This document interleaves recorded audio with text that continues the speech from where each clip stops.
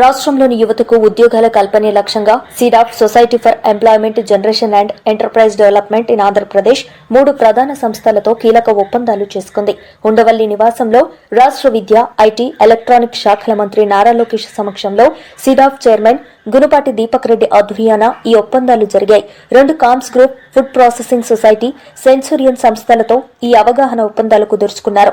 రాష్ట్రంలో enterprise development, స్వయం ఉపాధి, ఆర్థికంగా వెనుకబడిన కుటుంబాల ఆదాయాన్ని పెంచడం, అదనపు ఆదాయం కల్పించడం ఈ ఒప్పందాల ప్రధాన లక్ష్యం.